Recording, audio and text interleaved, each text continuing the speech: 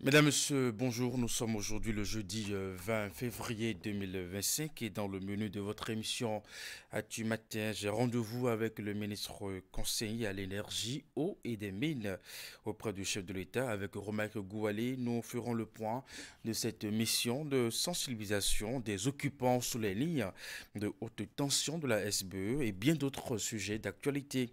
Le gouvernement a décidé en conseil des ministres de ce mercredi de la mise à disposition de ressources au comité de pilotage de l'audit du fichier électoral. Voilà qui relance le débat autour du toilettage du fichier électoral souhaité par les partis d'opposition. Après avoir recherché en vain le soutien des partis de la mouvance, le gouvernement vient de franchir une nouvelle étape. Eh bien, nous allons débattre de ce sujet, bien entendu, dans le forum de discussion avec vos débatteurs. Aujourd'hui, c'est jeudi et vous avez rendez-vous avec Florence Bossard dans sa rubrique Actu sur le net. Vous aurez le sport, vous aurez aussi la revue de presse qui viendront s'ajouter à la liste de votre menu. Mais avant, voici la une des journaux.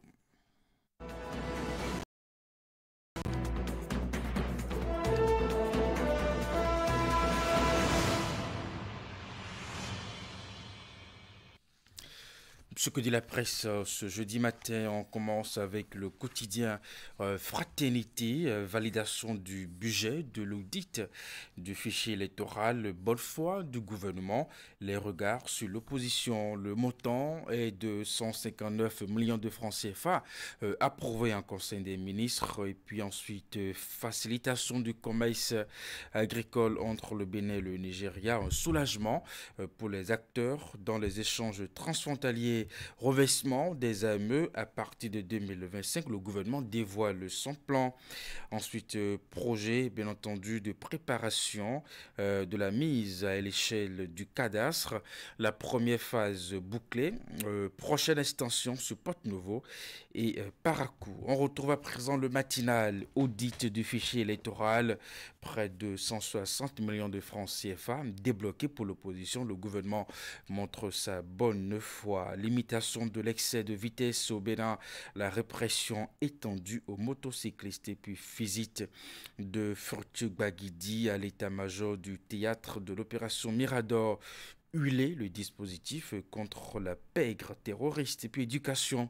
Le premier revêtement des AME annoncé pour cette année. Renforcement du plateau technique des formations sanitaires. Un nouveau scanner moderne au CNHU de Cotonou. On retrouve à présent l'emblème du jour. Déblocage de 159 millions de francs CFA pour l'audit du fichier électoral. Un engagement pour des élections crédibles. Célébration de la décennie d'excellence éducative. Bien entendu, Anissé Assogua, félicité par les parents d'élèves et étudiants.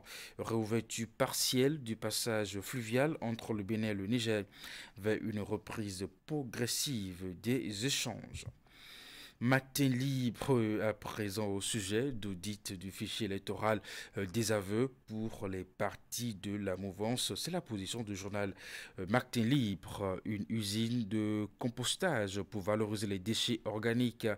Une opinion de Kloubou Noumonvi Agbo ici. Et puis programme alimentaire scolaire intégré, le modèle du Bénin inspire le Gabon, éliminatoire de la Coupe du Monde 2026, l'agenda des Guépards est donc connu.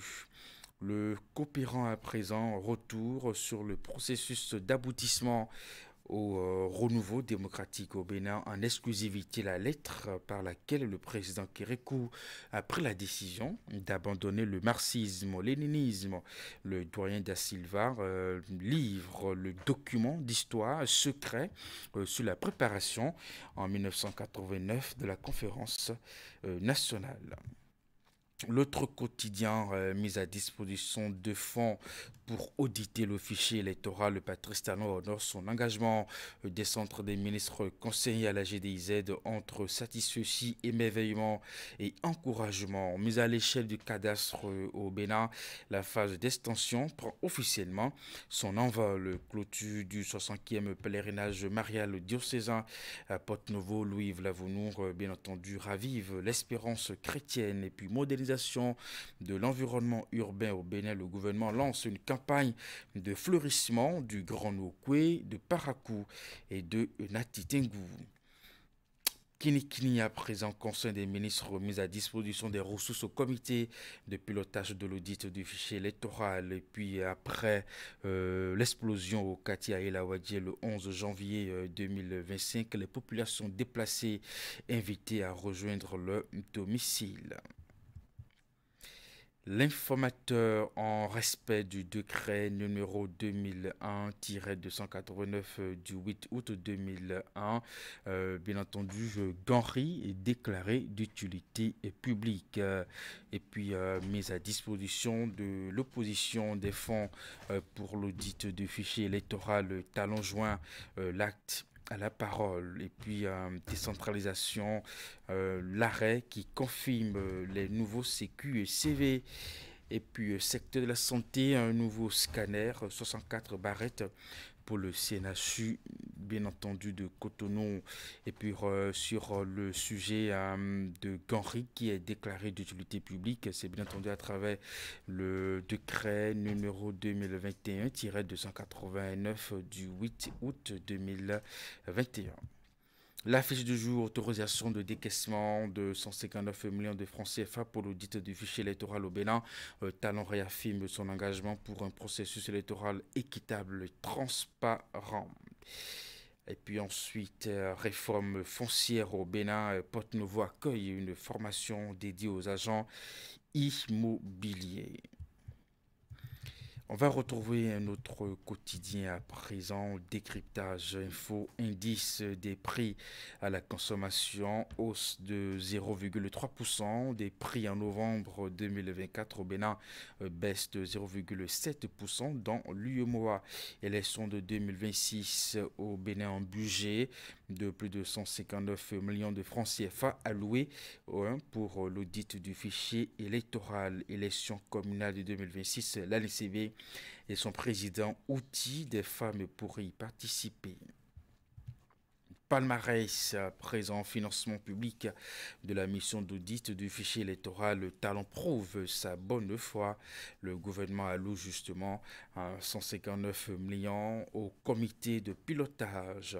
FCBE et le rejet de l'audit du fichier électoral, une posture paradoxale, s'interroge. Le quotidien modernisation du port autonome de Cotonou, la BAD, accorde 98,3 millions d'euros au Bénin. Sécurité routière au Bénin, les motos désormais sous surveillance des radars. Et pour finir, on retrouve à nouveau le quotidien Fraternité, validation du budget de l'audit du fichier électoral, bonne foi du gouvernement, les regards sur l'opposition.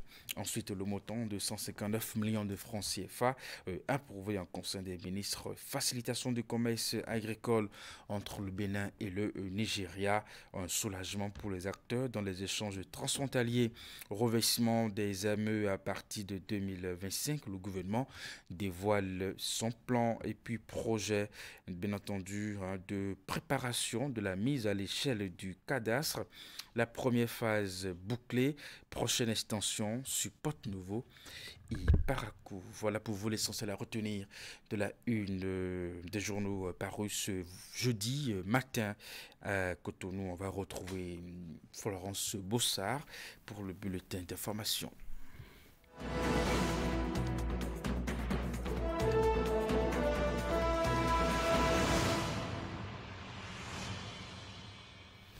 Dans le sommaire de votre bulletin d'information, devoir de mémoire avec le 35e anniversaire de la conférence nationale des forces vives de la nation 1990, les Béninois se souviennent encore de ces assises qui ont radicalement changé le destin du Bénin. Retour sur le contexte et les temps forts de cette page de l'histoire du Bénin dès le début de ce bulletin. Et puis rencontre B2B entre les entrepreneurs béninois et chinois. Ici à Cotonou, les deux parties harmonisent leurs stratégies dans le domaine industriel en vue d'un partenariat de qualité. Les échanges se tiennent à la CCIB de Cotonou, nous dira Idrissou Boukari. Florence Bossa, bonjour. Bonjour à vous Eric, bonjour à tous. On parle l'histoire, il y a 35 ans, le 19 février 1990 que le Bénin est devenu une démocratie à la suite de la tenue réussie de la conférence des forces vives de la nation. À l'initiative du vieux Mathieu Kérékou, toutes les forces vives s'étaient retrouvées à l'hôtel PLM à Lédio pour poser de façon irréversible les fondations de ce qui est devenu depuis lors la démocratie béninoise. Dans l'élément qui va suivre, Virgile Arodéon nous rappelle le contexte et quelques faits marquants de ces grandes assises nationales. Suivi.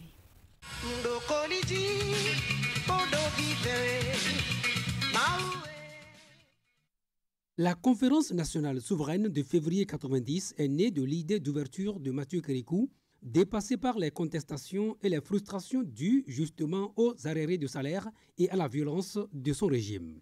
C'est ainsi que le 4 août 1989, les discussions ont commencé entre Kérékou, les syndicats et les anciens exilés. Discussions ayant abouti à la création le 22 décembre 1989 du Comité national préparatoire de la conférence des forces, dont la présidence a été confiée à Maître Robert Dossou, avocat et homme politique. Le plus important pour les responsables en ce moment-là, c'était de créer une constitution démocratique qui permette aux populations de juger et de décider elles-mêmes. Principal but de la conférence, qui d'ailleurs devait entériner la séparation du parti et de l'État, la création d'un poste de Premier ministre et la déconcentration du pouvoir. Dans l'après-midi du 19 février 1990, le premier jour de la conférence, le délégué Alexis Rontondi a déclaré « La conférence nationale proclame sa souveraineté et la suprématie de cette décision, l'une des questions cruciales qui a longtemps marqué les débats. » Mais la question de savoir si Mathieu Kérékou allait reconnaître cette souveraineté a donné lieu à une autre bataille tranchée le 25 février 1990 par un vote. 370 délégués avaient alors opté pour la souveraineté contre 17.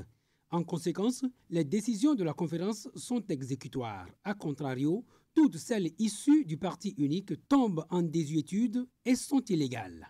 Le 26 décembre, Kérékou a assisté à la conférence pour tenter de renverser la décision. Mais il n'aura pas gain de cause. Dans la foulée, un Premier ministre a été élu en la personne de Nicéphore Diodoré Soglo, fonctionnaire international de la Banque mondiale. La conférence s'est clôturée le mercredi 28 février 1990. Le rapporteur général Albert Teva Idré a déclaré une reconquête de soi, de sa dignité, de manière à reprendre l'initiative historique, la responsabilité de son destin dans l'amitié avec les autres peuples et nations. Mathieu Kérékou, dont la présence était devenue entre-temps indésirable, a finalement accepté les conclusions de la conférence nationale et a affirmé que son administration allait aider à mettre en œuvre cette décision. Et plus particulièrement l'homme de piété qui a présidé à vos travaux, son Excellence Monseigneur Isidore de Souza qui est ici présent.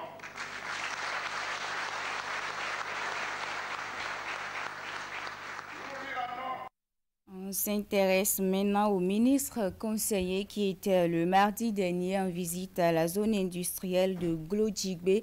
C'était la première sortie d'ensemble de ses collaborateurs du chef de l'État dont l'objectif est d'aller voir et d'apprécier la révolution industrielle et économique en cours dans la zone. Ils ont eu l'occasion de célébrer le président Patrice Talon dans sa vision de faire du Bénin un pays hautement industrialisé. Compte rendu.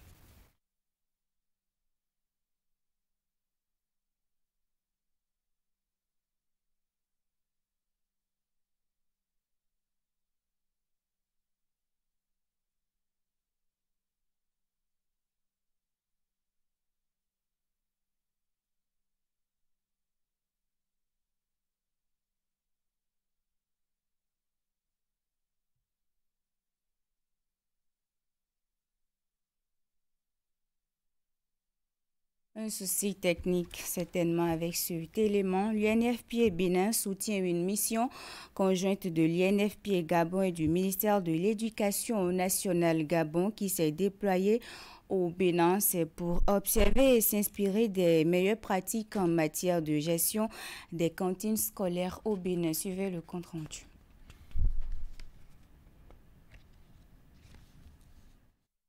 Pendant 3 jours, la délégation gabonaise aura l'opportunité de découvrir comment les cantines scolaires sont gérées au Bénin de manière à garantir une alimentation saine et équilibrée aux élèves.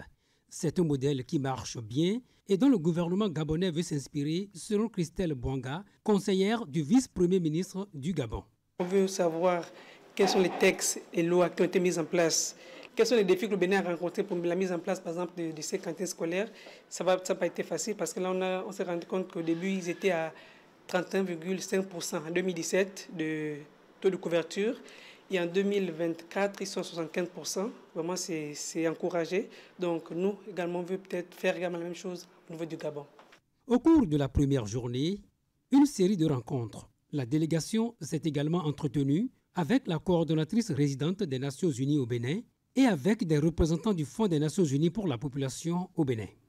Les autorités ont été reçues ce lundi 17 février à l'Agence nationale de l'alimentation et de la nutrition. Cette visite se passe bien dans l'ensemble. On a visité la coordinatrice du Centre des Nations Unies au Bénin ce matin. On a vu également le représentant de l'UNFPA au Bénin. Et ensuite, nous sommes allés voir également le représentant PAM Bénin également. Et tout à l'heure, on a fini avec le directeur général de l'ANAN Bénin. Voilà. Donc, ça se passe bien. Parce que c'est un modèle, comme je disais tout à l'heure, on ne connaît pas au Gabon. Donc, avec cette rencontre, vraiment, on a beaucoup appris. Ces échanges préliminaires ont permis de comprendre le fonctionnement opérationnel des cantines scolaires au Bénin. Pour finir, le forum économique Bénin-Chine s'est ouvert le mardi 18 février 2025 à la Chambre de commerce et d'industrie du Bénin. C'est un espace de renforcement de partenariats stratégiques entre les entrepreneurs béninois et les investisseurs chinois. Des échanges B2B ont mis en lumière divers secteurs prioritaires au Bénin. Reportage. Discussion directe, échange de contacts, présentation d'opportunités d'affaires. Le forum économique organisé par la Chambre de commerce et d'industrie du Bénin tient toutes ses promesses. Les investisseurs chinois parlent avec les promoteurs des entreprises béninoises pour un partenariat gagnant-gagnant.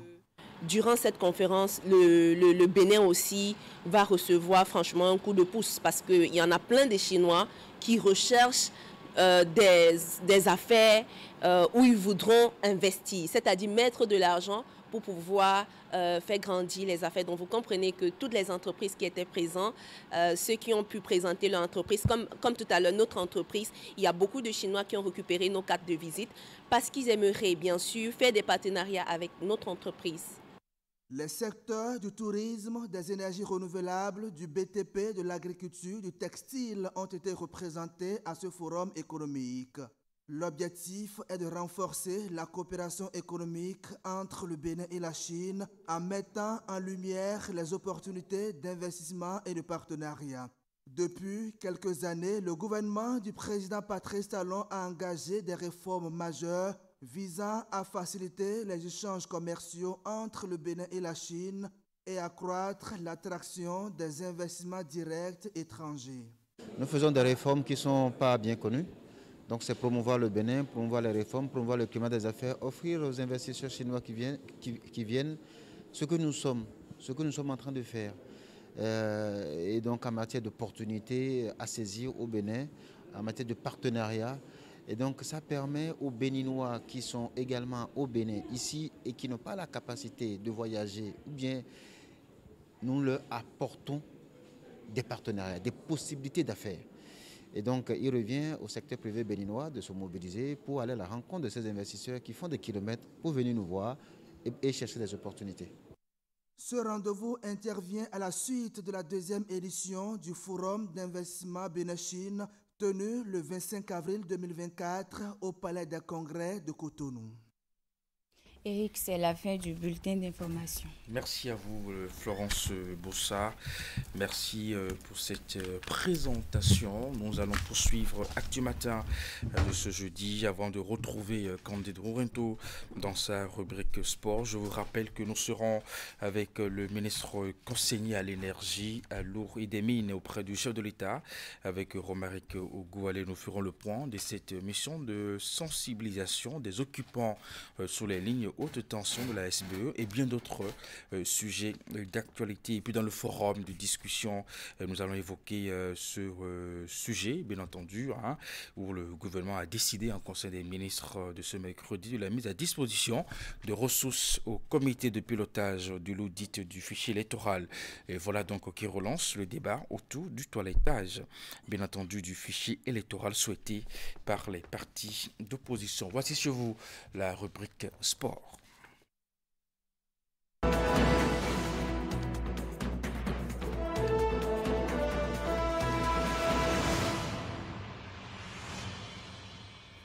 Candide Ronrento, bonjour. Eric, bonjour et bonjour à tous nos téléspectateurs. Au menu de Sport Matin, plusieurs informations à suivre. Mais avant, Candide, vous recevez en ouverture pour nos téléspectateurs un invité. Oui, il s'agit de Meda Diakité. Il est le premier président de la Fédération béninoise des sports électroniques. La dernière année des fédérations sportives au Bénin. L'Assemblée générale constitutive de cette fêtière des sports digitaux au Bénin, vous allez le voir sur les images, s'est déroulée samedi dernier à Cotonou, une assise au thème de laquelle les tests et règlements de la Fédération béninoise des sports électroniques ont été validés avant l'élection du premier bureau exécutif. À ce propos, nous recevons justement le premier président de cette Fédération béninoise des sports électroniques qui va nous exposer la vision et les défis de son bureau pour les 4 prochaines années. Beda Djekete, bonjour. Bonjour. Merci de venir sur le plateau d'Actu Matin. D'entrée, dites-nous c'est quoi les sports électroniques? Ok, déjà je vous remercie. Les sports électroniques, c'est l'ensemble des activités vidéoludiques codifiées ayant pour but la compétition. Pour faire simple, c'est l'ensemble des compétitions organisées de jeux vidéo. Alors, comment en est-on arrivé à faire des jeux vidéo aujourd'hui, une discipline sportive qui a même une fêtière internationale? Oui, déjà, il faudrait comprendre que les jeux vidéo étaient déjà un sport, étaient une activité de niche. Et au départ, il n'y avait pas beaucoup de personnes et nous allons aussi dire que il y avait une mauvaise vision de cette activité en Afrique. C'est ça. Et ce n'est pas seulement au Bénin, c'est dans toute l'Afrique. Mais avec le temps, il y a eu des associations qui ont été créées. Moi, j'ai créé une association du nom de AfriGamer qui exerçait depuis 2012. Donc, il faut comprendre que depuis ce temps-là, c'était un peu délicat. Mais nous avons commencé par faire des activités pédagogiques pour pouvoir apprendre la bonne pratique du jeu vidéo. Donc, avec ça, on a inspiré beaucoup d'autres personnes. Je sais qu'au départ, il n'y avait que 2 associations en plus de nous. Et ils m'ont contacté et ils ont voulu qu'on fasse un mouvement d'ensemble pour organiser une compétition. Jusqu'en 2021, je crois que le nombre est passé à 8. Et nous avons essayé d'organiser en 2023-2024 une compétition nationale qui se nomme la Bénin Sport League. En ce moment, on était déjà 10. Et je dois saluer l'engouement et puis l'implication de tous les présidents d'associations qui ont permis que ce rêve devienne réalité. Parce que pour beaucoup, c'était vraiment compliqué. C'était vraiment compliqué. On va s'intéresser maintenant à l'actualité au plan national. Je l'évoquais tantôt, les associations des sports électroniques au Bénin se sont donné la main pour justement mettre en place la fêtière des sports digitaux au Bénin. Ceci après de nombreuses activités organisées un peu partout au Bénin dans le cadre de la vulgarisation des sports digitaux un peu partout dans le pays. Comment est-ce que l'Assemblée générale constitutive a été organisée? Ok, déjà je dois dire que je dois tout à la commission qui a travaillé sur ce projet, une commission impartiale. Franchement, je leur tire chapeau. Je dois dire en fait que c'est la commission qui a mis en place tout ce qui s'est fait. Ils ont étudié les tests, ils ont fait appel à toutes les associations et dans le but de fédérer des associations réglementées, ils ont demandé à toutes les associations de se mettre en règle. Pour se mettre en règle, en fait, il faut avoir le certificat de conformité du ministère des Sports. Il faut être enregistré légalement et il faut être enregistré au journal officiel. C'est ça. Donc, ils ont fait un toilettage, ils ont rassemblé toutes les associations. Ceux qui sont en règle ont pu postuler et nous avons eu ce que nous avons la Fédération béninoise des sports électroniques. La Fédération béninoise des sports électroniques qui a été mise en place le week-end. Et au thème de cette Assemblée générale constitutive, justement, vous êtes élu président du premier comité exécutif de cette fêtière des sports digitaux au Bénin. Comment est-ce que vous avez su captiver la confiance des différents acteurs des sports digitaux au Bénin? Merci. Je vais déjà dire que ça s'est fait tout seul. Je dirais que c'est un travail de longue haleine. Et j'ai cru comprendre que j'étais beaucoup suivi. Et comme je disais, nous exerçons depuis 2012 où nous avons participé à des compétitions internationales, où nous avons remporté beaucoup de titres. AfriGamer, c'est une association qui ne dit plus son nom. Nous sommes connus à l'international, nous sommes invités dans tous les événements. Et je remarque que, quelle que soit l'idée que les Béninois avaient de l'activité, il y avait beaucoup de passionnés qui se sont entraînés pour avoir un très bon niveau afin de relever le nom du Bénin à l'international. Et je salue ces jeunes joueurs. Ces jeunes joueurs, justement. Aujourd'hui, on ne parlera plus d'association des sports électroniques au Bénin, mais plutôt de fédération désormais depuis quelques jours, depuis samedi pour être plus précis. Quelle est aujourd'hui la vision du comité exécutif mis en place pour justement conduire la destinée de cette fédération pour les 4 prochaines années? Ceci dans le cadre de mieux positionner le Bénin sur la scène aussi bien continentale qu'internationale du gaming. Ok, déjà je dois dire que nous avons une vision de rassemblement d'abord, parce que j'ai cru comprendre qu'il y avait aussi d'autres associations un peu informelles qui faisaient du travail. Nous allons essayer de rassembler toutes les associations et derrière ça, le but sera de pouvoir mettre en place une équipe nationale très bien équipée.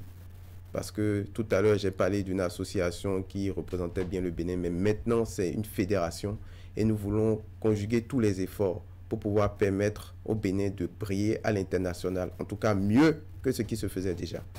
Donc c'est déjà ça notre première mission, mettre en place l'équipe nationale, organiser des compétitions sur toute l'étendue du territoire, participer à la future CAN des sports électroniques qui se déroulera vers la fin d'année, en même temps que la Coupe d'Afrique des Nations au Maroc. Je dois dire que ce sera organisé par la Confédération africaine des sports électroniques. Et nous voulons, notre but final est de pouvoir organiser un très grand événement et organiser les qualifications de la CAN au Bénin. Nous voulons pouvoir héberger ces genres d'événements les fois à venir. Au-delà de ces différents chantiers que vous venez d'évoquer, quels sont les autres chantiers qui couvrent votre mandat de 4 années? Nous avons déjà inséré le Bénin au niveau international dans toutes les fédérations qui existent et dans toutes les associations. Donc, notre but maintenant, en fait, c'est de pouvoir améliorer cette collaboration, d'organiser les qualifications aux championnats mondiaux qui se dérouleront sûrement en juillet. Et mis à part ça, essayer d'insérer les jeunes béninois au niveau des élites à l'international. Au-delà de ça, y a-t-il aussi des défis d'organisation des championnats nationaux, d'organisation de la fédération en de ligues et tout? Oui, bien entendu. Comme je vous avais parlé d'un événement, la Bénin Sport League, oui. Nous allons essayer de faire ça en mieux cette fois-ci. Et ce serait une chance pour moi de diriger cet événement avec toutes les associations derrière moi. Et je vous souffle que nous voulons mettre en place des championnats scolaires et universitaires. Ça, c'est en discussion, mais je pense qu'avec mon comité, c'est quelque chose qui se fera très vite. Les championnats scolaires, comment comptez-vous y arriver alors qu'on sait qu'autrefois, les jeux vidéo étaient perçus comme cette distraction, surtout pour les petits-enfants qui s'adonnent justement à cette pratique. Comment comptez-vous y arriver à installer les sports électroniques dans le cursus scolaire? Vous voulez que je livre tous mes secrets ici? on veut tout savoir. Mais je vais vous dire quand même, au départ, nous voulons essayer de faire passer le côté pédagogique des jeux vidéo. Montrer en fait que les jeux vidéo développent beaucoup, je vais dire, de skills, développent beaucoup de valeurs dont on a besoin pour évoluer dans la vie active. Et au thème de ces valeurs, je peux parler du travail d'équipe, de la persévérance. Ça, c'est des valeurs qu'on ne met plus en avant. Et bien entendu, le jeu vidéo permet d'être discipliné. Parce que pour évoluer, il faut une certaine discipline. Nous allons mettre tout ça en avant et amener la jeune génération à comprendre que le jeu vidéo, ce n'est pas une mauvaise chose. Et grâce au jeu vidéo, il y a des débouchés sur plusieurs métiers. En fait, c'est la finalité, ça.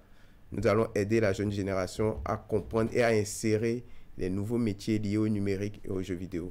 Aux jeux vidéo, on va peut-être finir avec une avant-dernière question.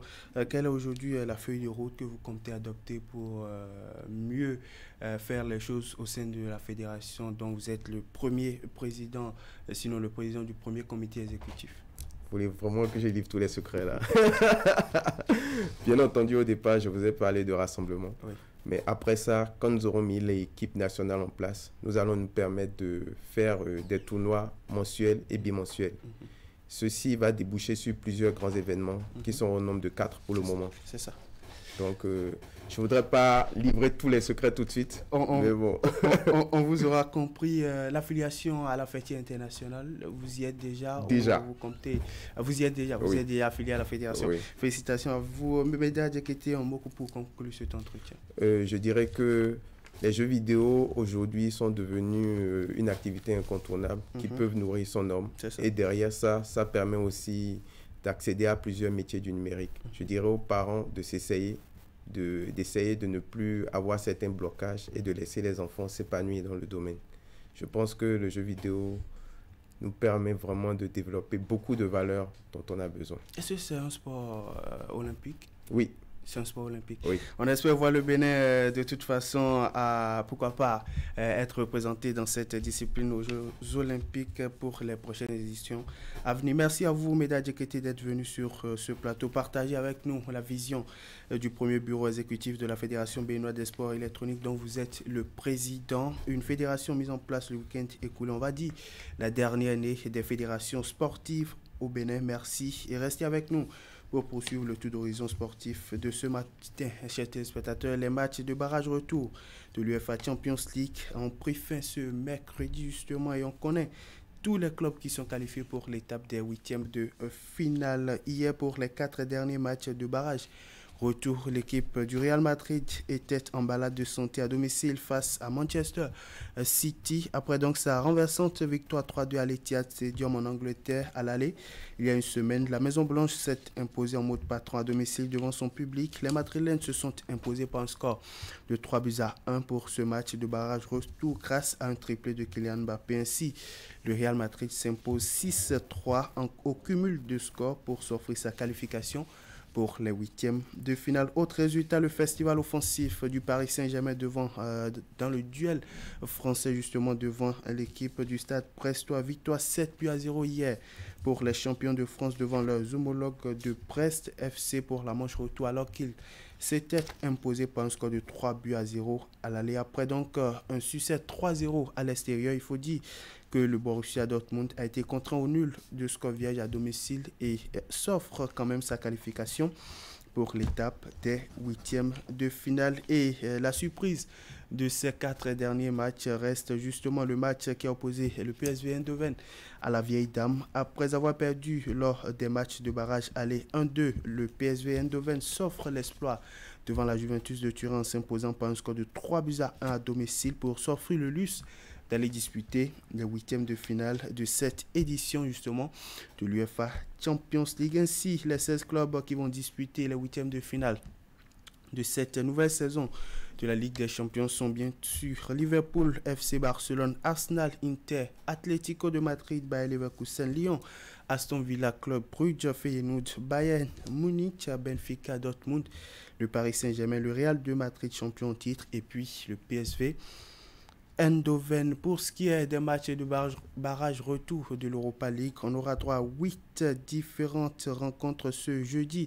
Bodo Glimt sera face à l'équipe de Twente. Le FC Bucarest de la Roumanie sera face à l'équipe de PAOK. Toujours à 18h45. On aura droit à 2 autres affiches, Galatasaray, AZ Alkmaar, AS Roma, Porto. Puis à 21h, on aura droit à 4 rencontres, Ajax, Union S. Anderlecht, Fenerbahçe, Real Sociedad, Midtjylland, Victoria Plzen et puis le Ferencváros. On va s'intéresser maintenant aux nôtres. Il faut dire que dans le cadre du premier tour des éliminatoires de la prochaine Coupe d'Afrique des Nations féminines de 2026, les Amazones du Bénin seront face à leurs homologues de la Sierra Leone ce jeudi, justement en terre togolaise. Justement en prélude à cette rencontre, les Amazones du Bénin sont en terre togolaise depuis samedi écoulé où elles tiennent leur camp de base justement où elles recevront leurs homologues de la Sierra Leone ce jeudi. Et hier, elles ont tenu la traditionnelle séance de reconnaissance de pelouse après la conférence de presse tenue par le sélectionneur intérimaire Abdoulaye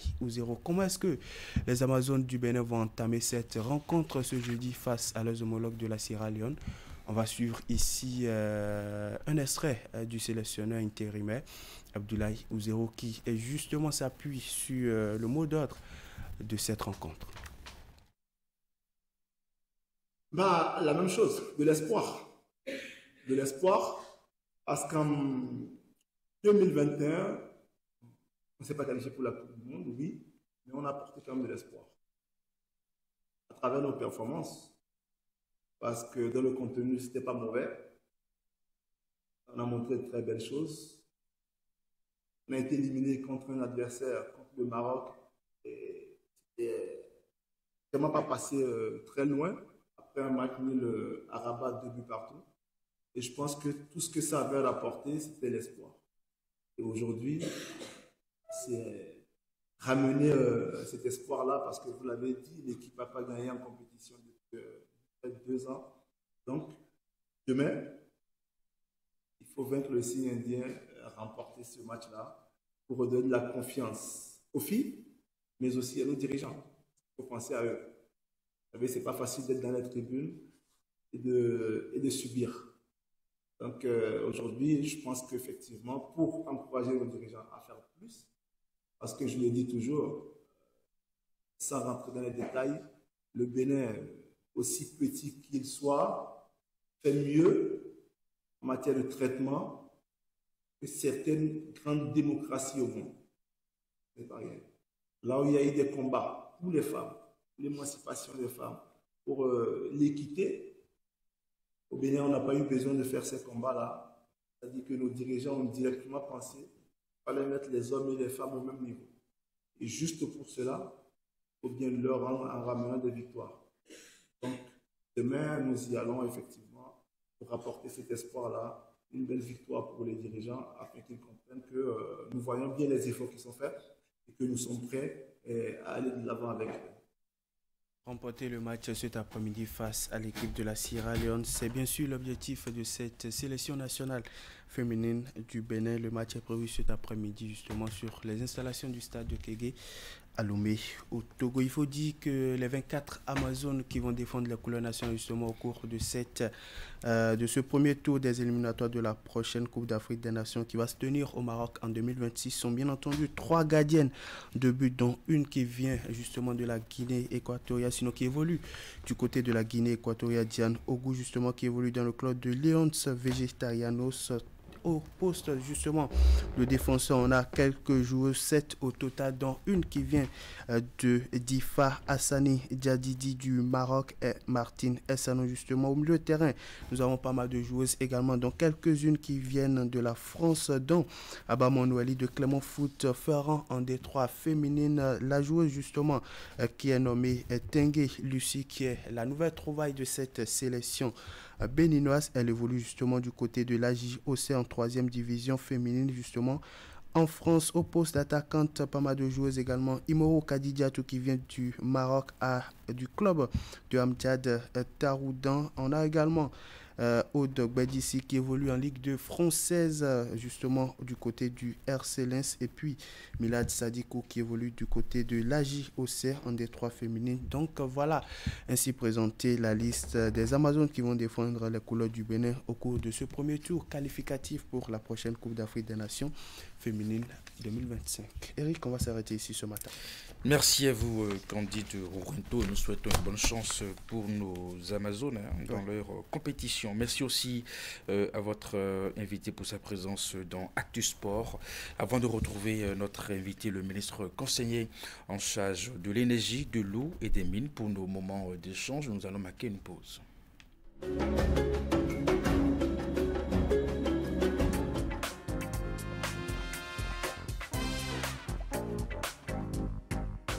Quels sont les motifs qui doivent marquer vos pagnes pour la dot et pourquoi? On en parle aujourd'hui dans votre magazine Chic et Pratique qui reçoit pour vous une commerçante de pagne.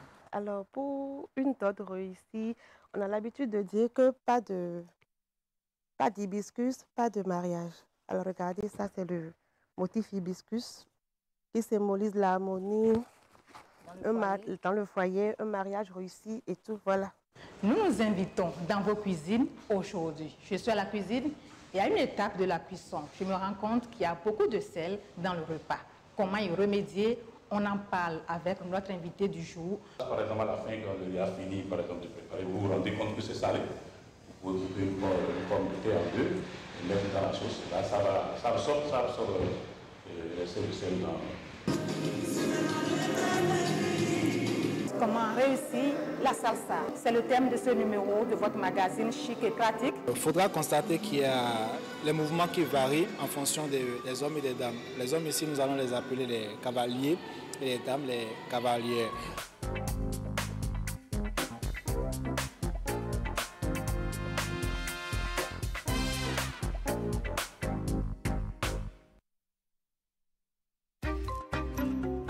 La cybercriminalité est un fléau à l'antipode du développement socio-économique durable et de la crédibilité de notre pays.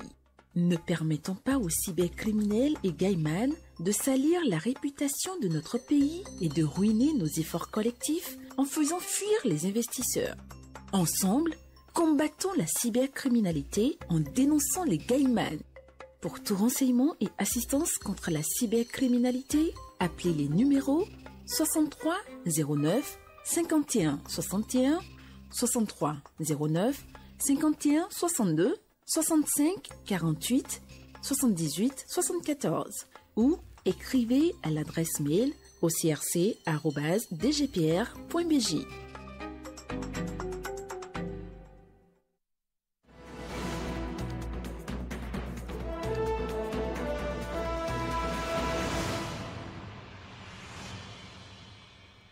Nous sommes avec notre invité, le ministre conseiller en charge de l'énergie, de l'eau et des mines auprès du chef de l'État. Avec lui, nous allons faire le point de cette mission de sensibilisation des occupants sur les lignes haute tension de la SBE et bien d'autres sujets d'actualité. Monsieur Romer Kogo, allez, bonjour. Bonjour, monsieur le journaliste. Merci d'être notre invité ce matin. C'est à moi. Récemment, on vous a vu aux côtés de votre collègue ministre conseiller Jacques Kayadi sur le terrain. Qu'est-ce qui justifie cette descente? Merci beaucoup. La première chose, il faut dire que, comme vous le constatez, quand vous passez par le CG Godomé, on voit une emprise de la ligne haute tension qui quitte le Ghana, en passant par le Togo, pour atterrir au Bénin, et qui va jusqu'à Konimbolo. Donc, c'est pour dire que c'est la ligne qui dessert le Bénin tout entier en matière d'énergie électrique. Et les normes environnementales et sociales délimitent une emprise de 40 mètres, 20 de part et d'autre, qui cette emprise, selon les normes internationalement reconnues, ne doit faire d'aucune occupation ou d'occupation spécifique. Mais il est constaté aujourd'hui que nos populations ont colonisé systématiquement ces emprises. Et ce n'est pas la colonisation qui fait le problème ici, mais les questions sécuritaires. Sécurité humaine pour dire, et sécurité même de l'infrastructure. Voilà. Mais ce constat que vous évoquez soulève notre préoccupation. On les a forcément laissés s'installer. Ces personnes, elles sont là depuis des années. Ils vous diront qu'ils ont grandi, qu'ils sont nés, et voilà, et qui font leur business à ce niveau depuis une vingtaine d'années. Et cela n'a jamais suscité la réaction d'un gouvernement. Oui, il faut commencer un jour. Et pour un gouvernement sérieux comme le gouvernement du président Patrice Talon, il ne peut pas continuer par observer cet état de choses, parce que nous avons besoin de tout le monde, des enfants du Bénin bien portants, en bonne santé pour faire le développement.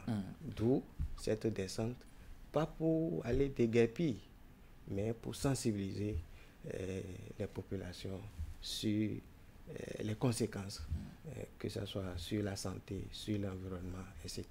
Pour qu'ils prennent. Et au terme de cette descente, nous avons vu une population qui comprend l'enjeu, mais ont expliqué aussi. Donc, elle n'ignorait pas forcément les risques de leur présence là. Les risques, elle n'ignorait pas les risques.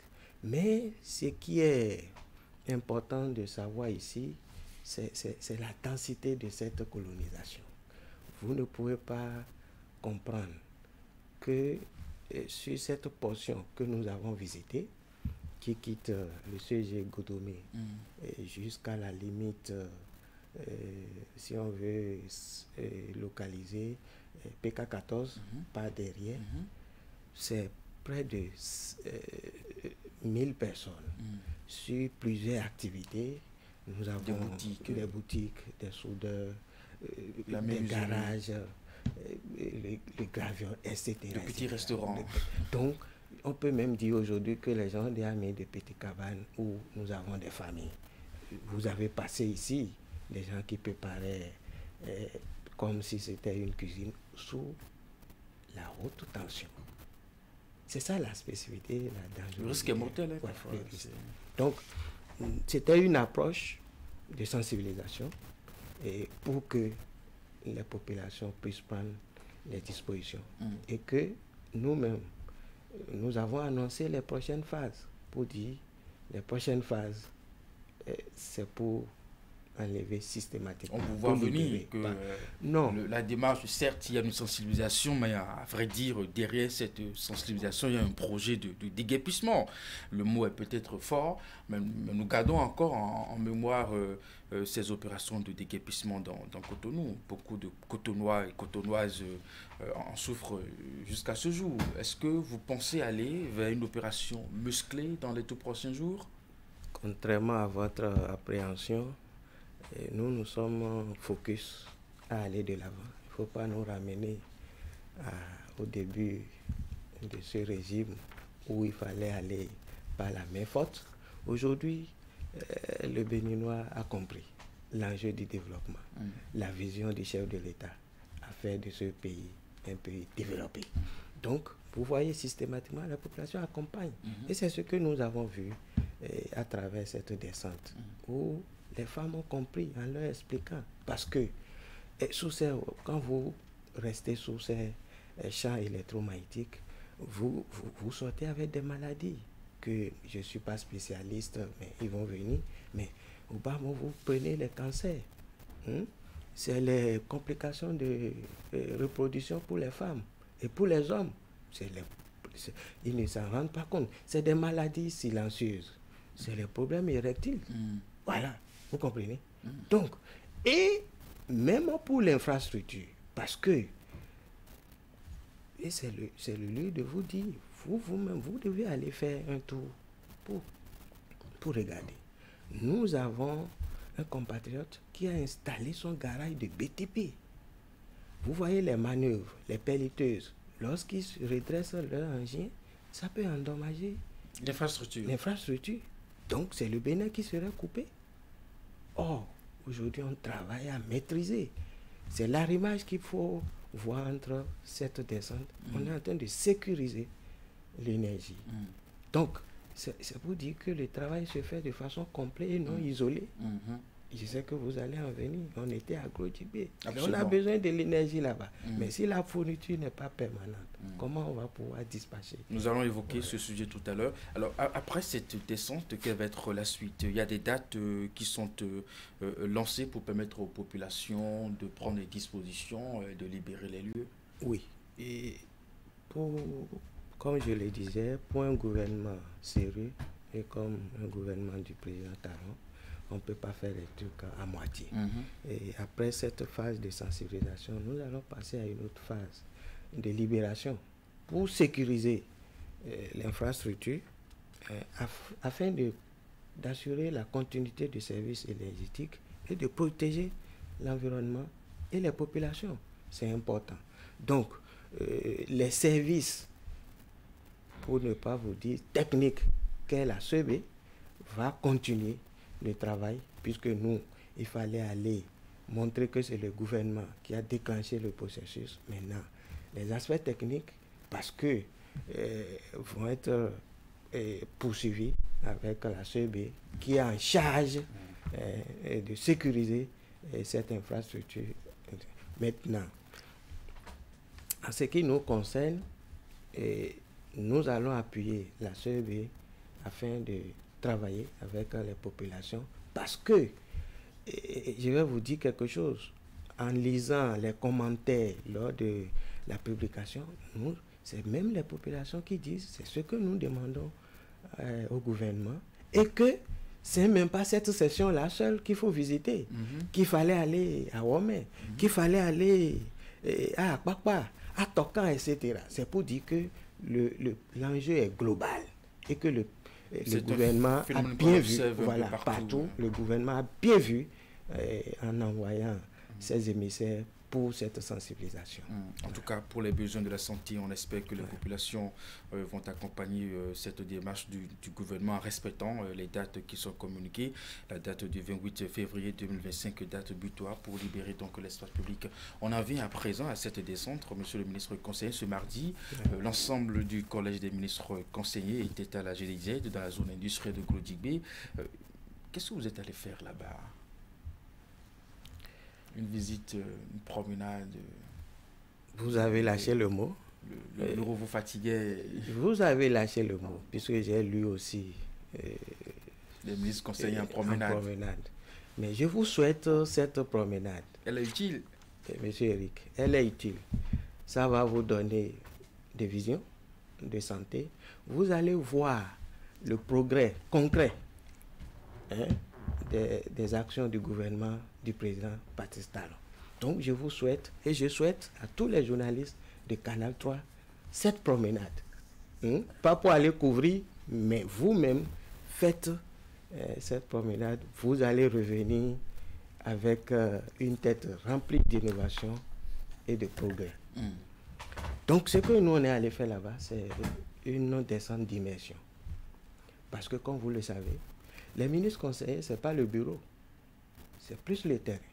Parce que, et je sais ici, je suis vos débats, vous avez toujours fait cette reproche au gouvernement Talon de ne pas communiquer sur ses réalisations, de ne pas montrer ce qu'ils font. Maintenant, on a commencé.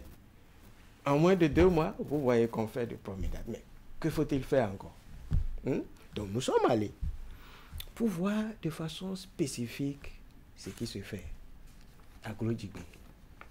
Et tout le monde aujourd'hui en témoigne que cette infrastructure industrielle hors pair, hors norme, parce que la première en Afrique de l'Ouest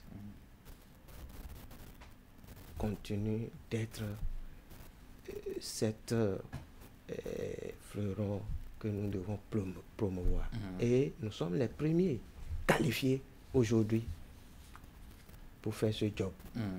Et nous étions là pour aussi féliciter l'équipe de jeunes qui travaillent depuis 2021. Peut-être vous allez croire que Glodjigbe, c'est depuis 2016 que ça a été lancé. Non. Avant 2021, c'est de la jachère, c'est de la production, la petite production agricole que font nos parents. Donc c'est en 2021. Et regardez d'où on est parti. C'est vrai, nous avons eu en 90 le renouveau démocratique, mais le renouveau industriel, c'est après 31 ans, en 2021. Donc il faut féliciter un homme. Et ce que nous avons vu à travers cette programmation, nous avons espoir que le Bénin est vraiment, pour ne pas citer quelqu'un, le développement, ça y est. Alors, de votre visite, je vais éviter promenade, monsieur le ministre conseiller. Qu'est-ce qui vous a particulièrement impressionné là-bas?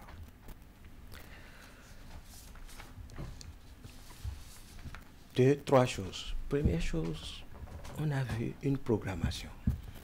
Parce que Glodjigbe, c'est 1600 hectares phasés. Aujourd'hui, nous crions, mais on n'a utilisé que 400 hectares. Et Glodjigbe, c'est environ 36 accords d'installation.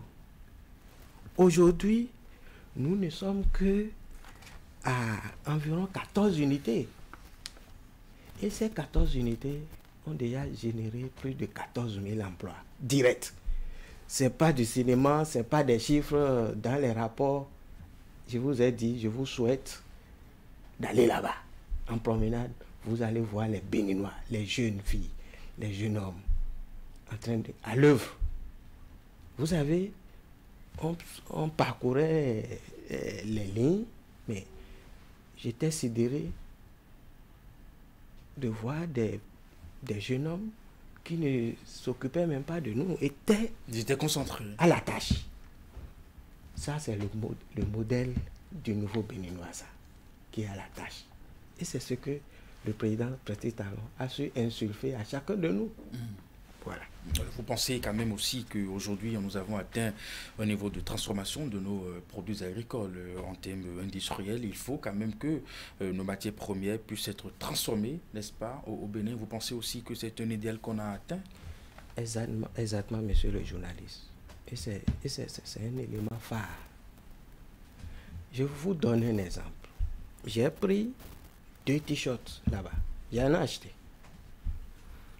J'ai posé une question rapidement. J'ai dit, mais DG, vous êtes sûr que c'est le coton de Banekwara qui a servi et que le coton n'a pas traversé l'océan Atlantique et nous revenir?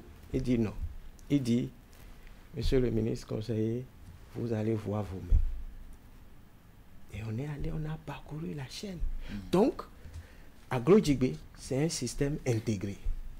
Le produit entre et le produit fini sort. C'est ce que nous avons. Et là, je vais vous confirmer, ça c'est mon côté environnementaliste, rien ne se perd là-bas, tout se transforme. Tout se transforme. Donc, nous avons une unité industrielle complète et de dernière génération. Vous avez évoqué tantôt qu'il y a encore d'autres espaces à exploiter. Alors, quelles sont les perspectives quant au développement de cette zone industrielle? Les perspectives, c'est les emplois. Je crois que les ministres conseillers qui sont dédiés à cette tâche vont revenir ici. Ce qui, moi, en termes de perspectives, c'est le domaine de l'énergie. En plus de la production industrielle, vous savez que AgroJigbé produit de l'énergie parce que sur chaque unité, et c'est de l'énergie verte parce que sur chaque toit, c'est des panneaux qui sont installés. Et aussi, à côté, il y a un champ de production de l'énergie solaire qui est en cours. Et à terme, c'est près de 400 000 mégawatts. AgroJigbé, ça serait utilisé et le reste serait injecté dans le réseau conventionnel pour que, au niveau de Canal 3, vous puissiez en bénéficier. Merci de penser à nous. Voilà. Allez, monsieur le ministre conseiller, vous ne pouvez pas passer par ici. Je sais que vous n'êtes pas ici en tant que, comment on dit, vice-président chargé de la communication de votre parti, le Bloc républicain. Mais je ne saurais vous laisser partir justement sans vous poser quelques questions au niveau de votre formation politique. Qu'est-ce qui occupe les débats justement après votre dernière rencontre au Palais des Congrès aujourd'hui? Nous continuons de travailler sur le terrain. Merci d'avoir précisé. Si vous n'avez pas précisé, j'allais vous dire, bon, il fallait faire la part des choses parce que je suis ici dans la posture de ministre conseiller. Absolument. Si vous voulez qu'on parle politique pure et dure, vous allez m'inviter. C'est juste quelques questions, quelques questions matinales. Je ne vais pas me dérober à cette question que vous venez pour dire au niveau du pays. Nous continuons pas à travailler. Nous ne continuons pas à installer nos cellules. Comme vous l'avez dit à la sortie de cette rencontre du BP, qui est une rencontre statutaire. Les activités de 2025 ont été validées par les instances. Et aujourd'hui, vous allez voir, le président est sur le terrain. C'est pour mettre en œuvre tout ce qui a été décidé. Donc, pour dire, c'est vrai, nous ne mettons pas trop de lumière sur, parce que il faut séparer les activités. Il y a des activités de laboratoire, de couvent, de laboratoire, etc. Parce que c'est de ça qu'il s'agit. C'est quand c'est cuit que nous nous amenons devant les caméras et en ce moment. Sinon, le travail se fait. Nous sommes focus sur les élections générales de 2026 pour que, au soir de ces élections, le BR puisse gagner, que ce soit au niveau communal, législatif. Mais s'il y a quelqu'un qui est devant les caméras en ce moment, c'est votre président. Il est dans le Nord pour une tournée. C'est déjà les opérations de charme préélectoral. Quand il était dans le Nord pour lancer la formation, de nos élus, c'était des opérations de charme. Ah, mais on se pose la question, peut-être que c'est un prétexte. Quand il était à Boycon, quand il était à Parakou pour clôturer la formation des élus, quand il était à Ouida, c'était des opérations. C'est pour animer, puisque c'est de la responsabilité des partis politiques d'animer la vie politique. Donc, et aujourd'hui, le BR, de par la carrure que nous avons dans la République, nous sommes en charge d'animer. Et vous savez, il est allé dans le président est allé dans sa base. Fut-il président, il a une cellule de base. Et c'est de ça qu'il s'agit. Donc, il fallait aller revisiter sa base pour voir ce qui marche, ce qui ne marche pas et relancer la machine.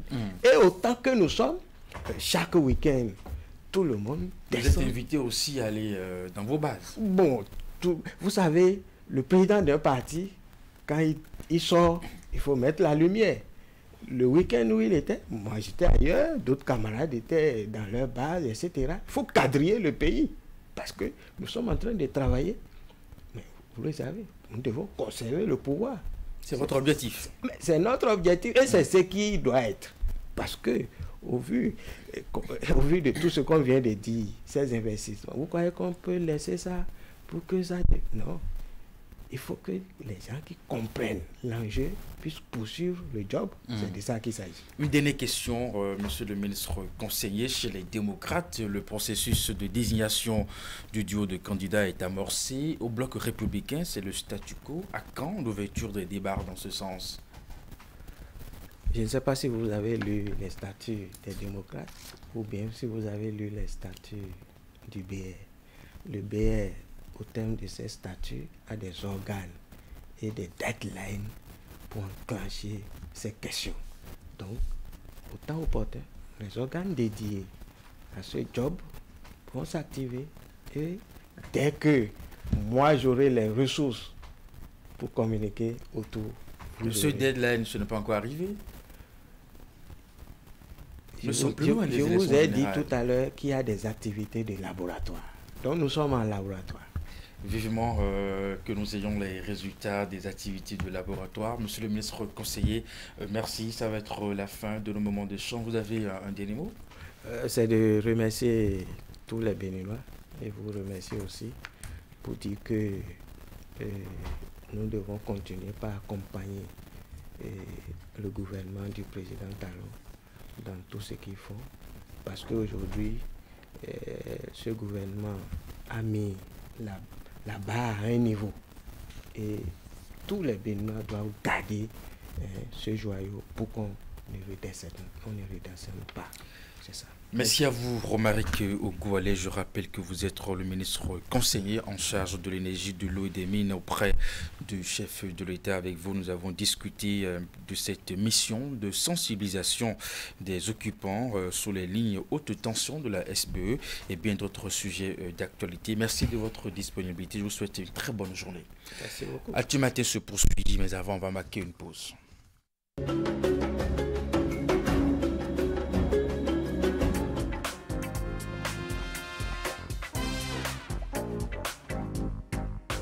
Quels sont les motifs qui doivent marquer vos pagnes pour la dot et pourquoi?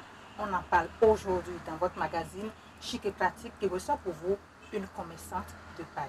Alors, pour une dot réussie, on a l'habitude de dire que pas d'hibiscus, pas de mariage. Alors, regardez, ça, c'est le motif hibiscus qui symbolise l'harmonie dans le foyer, un mariage réussi et tout, voilà. Nous nous invitons dans vos cuisines aujourd'hui. Je suis à la cuisine et à une étape de la cuisson, je me rends compte qu'il y a beaucoup de sel dans le repas. Comment y remédier? On en parle avec notre invité du jour. Par exemple, à la fin, quand le riz a fini par exemple, de préparer, vous vous rendez compte que c'est salé. Vous coupez une pomme de terre en deux, et mettre dans la sauce. Là, ça absorbe le sel dans. Comment réussir la salsa? C'est le thème de ce numéro de votre magazine Chic et Pratique. Il faudra constater qu'il y a les mouvements qui varient en fonction des hommes et des dames. Les hommes ici, nous allons les appeler les cavaliers et les dames, les cavalières.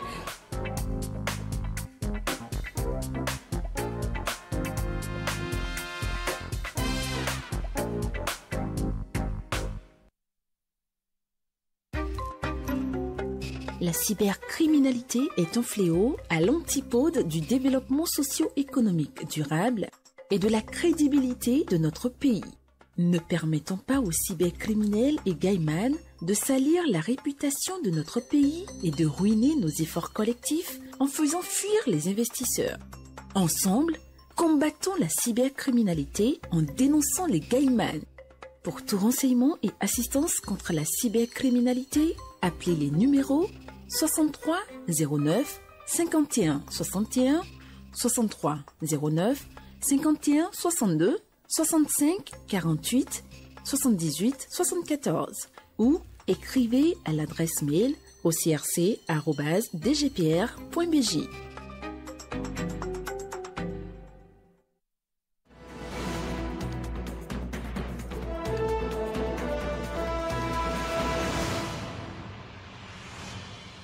Florence Bossard, à nouveau bonjour. À nouveau bonjour à vous, Eric. À nouveau bonjour à tous. Non, pourquoi rien. ce sourire? Non, pour rien. Allez, nous sommes jeudi avec vous. On s'intéresse aux différents sujets commentés justement par les citoyens sur les réseaux sociaux. Alors, dites-nous, que se passe-t-il sur la toile?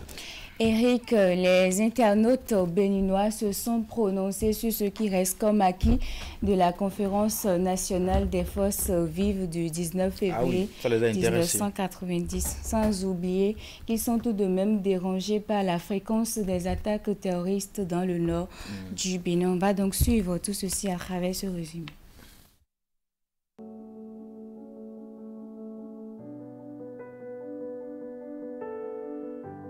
19 février 2025. À cette même date, en 1990, s'ouvrait la conférence des forces vives de la nation, un rendez-vous historique qui a profondément transformé le Bénin sur le chemin de la démocratie.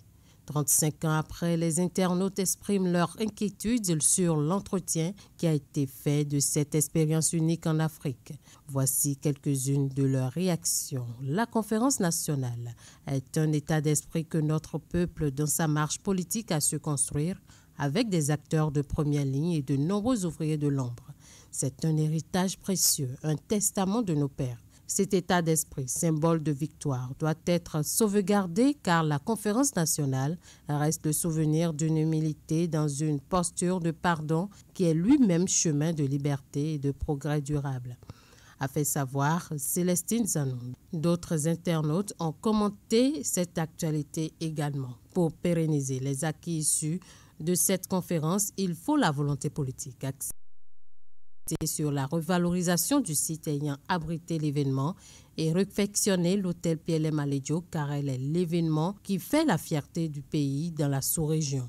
En dépit des efforts consentis pour insérer ce pont de l'histoire dans le programme d'éducation au cours moyen deuxième année et dans les curricula de formation à l'université au département d'histoire et d'archéologie, il faut intensifier l'organisation des colloques en vue de motiver les étudiants à puiser leurs thèmes de mémoire et de thèse sur la conférence des forces vives de la nation.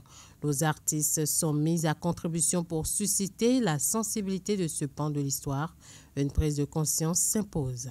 L'organisation de cette conférence dans les années 90 avait plongé la population béninoise dans une joie abondante et d'autres dans les pleurs parce que si une telle conférence n'avait pas eu lieu, ils savent bien ce qui allait se produire. Mais heureusement, les gouvernants ont pris conscience. Paix à l'âme de ce président et de Monseigneur Isidore de Souza, les acteurs de la conférence. L'esprit de fraternité, du patriotisme et d'amour n'existe plus dans nos sangs. Il faut une refondation nouvelle dans notre patrimoine. Par cette conférence, nous avons vaincu la fatalité, mais 35 ans après, cette histoire est de moins en moins transmise de bouche à oreille et son introduction un peu tardive dans nos programmes scolaires ne permet pas à ceux ayant un cursus court de mieux s'en imprégner que les autorités l'affectent déjà au niveau du cours primaire. Pour accomplir ce devoir de mémoire auprès des enfants aujourd'hui et susciter leur sensibilité à ce pan indélébile de l'histoire du Bénin, il est important de privilégier l'approche interactive et participative. Comprenons-nous réellement ce que signifie cet héritage pour nos jeunes citoyens béninois? Que reste-t-il aujourd'hui des acquis de cette conférence 35 ans après?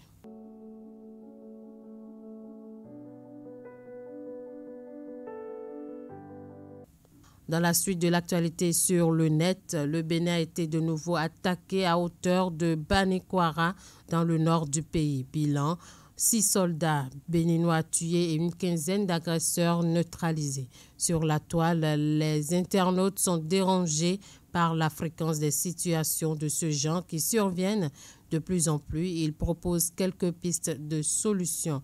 Si les brousses dites parcs vont être source de malheur des soldats, qu'elles soient rasées, car la vie humaine est très importante.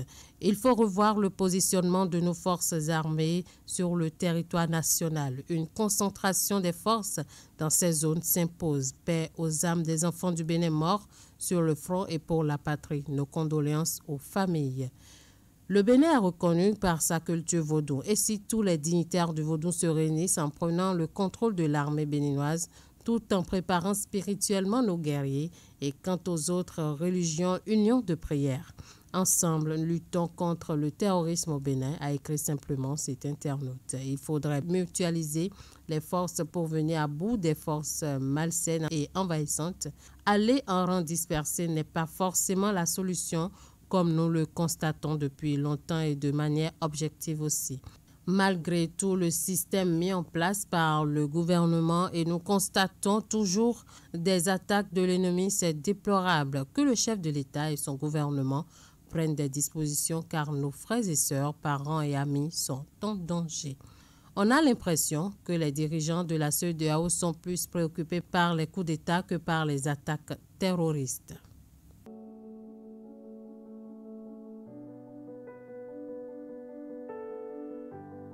Dans le domaine de la justice, le jeune homme qui a dit qu'il y aura des sacrifices humains au Vaudondèse, déconseillant les gens d'y aller, a comparu lundi dernier. Il dit que c'est un songe qui est à la source de cette déclaration et qu'il était dans l'objectif de prévenir les potentiels participants. Le dossier a été renvoyé au 10 mars prochain. Toujours en justice, le propriétaire des substances chimiques ayant explosé à Akpakpa, Cotonou en janvier dernier, ayant fait une dizaine de morts, est arrêté et devra faire face à la justice. Il sera présenté au procureur lundi prochain. L'affaire d'Ainvor a également refait surface. Cette affaire sur la disparition du syndicaliste est programmée pour la session criminelle du tribunal de Cotonou dans les prochains jours. Pour boucler cette page justice, Mario Metonou est toujours procureur spécial de la CRIET, la Cour de répression des infractions économiques et du terrorisme, contrairement aux rumeurs qui circulent.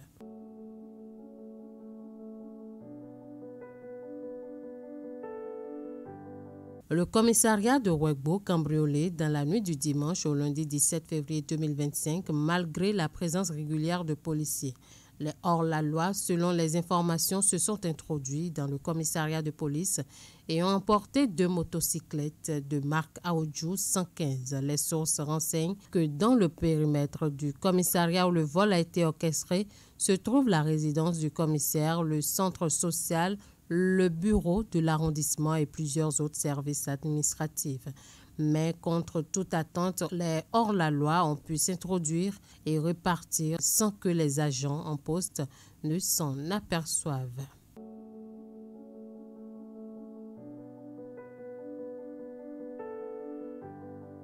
La dépouille de Willy Mignon est rentrée ce lundi à Cotonou. Les acteurs du monde de la culture étaient mobilisés pour l'accueil. Le concepteur du Nudiou sera inhumé le 8 mars prochain. Willy Mignon est décédé, faut-il le rappeler, il y a quelques jours au Burkina Faso.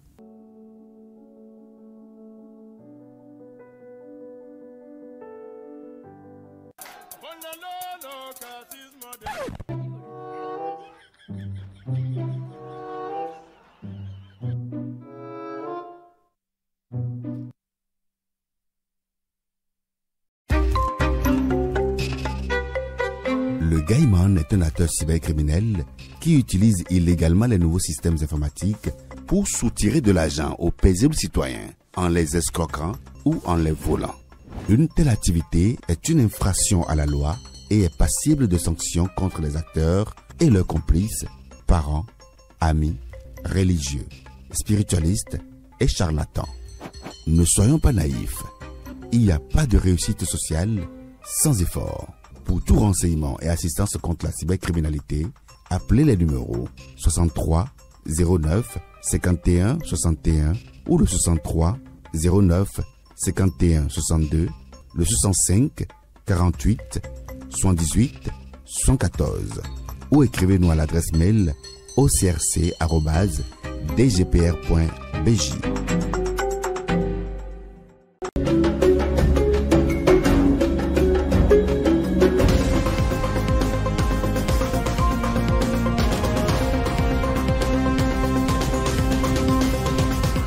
Bienvenue à votre émission, ce qu'il fallait démontrer. Journaliste Carlos Soké, bonsoir. Bonsoir Tanguy. Quand l'opposition prend note et fait ses appréciations, on trouve qu'elle peint tout en noir. C'est l'esprit avec lequel nous avons tous abordé le renouveau démocratique qui donne à penser que le rôle des uns est de blanchir et celui des autres de noircir. Le chef de l'État qui a justement désigné les signés, vous aviez jeté un coup d'œil sur la liste? Quand on prend la liste, il y a 3 qui sont désignés par les différents corps. Il y a 4 qui sont désignés par l'Assemblée nationale et 2 qui sont désignés par le chef de l'État. Les 4 désignés par l'Assemblée nationale, les 2 qui sont désignés par le chef de l'État sont presque systématiquement des hommes politiques. Oui. Et on n'avait pas ça par le passé. Donc on a politisé outrancièrement le Conseil économique et social et je pense que ça a été une occasion pour caser beaucoup de personnes qui étaient tombées un peu parfois en disgrâce, parfois dans l'oubli, parfois dans l'ennui et qui ont quand même quelque chose à faire valoir.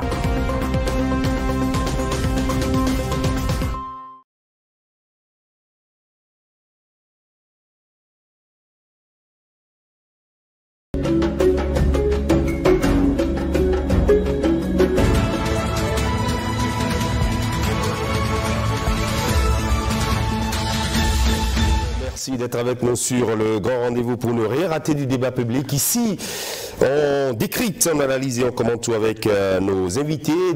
Les conditions de financement demeurent corsées, voire inaccessibles pour la plupart.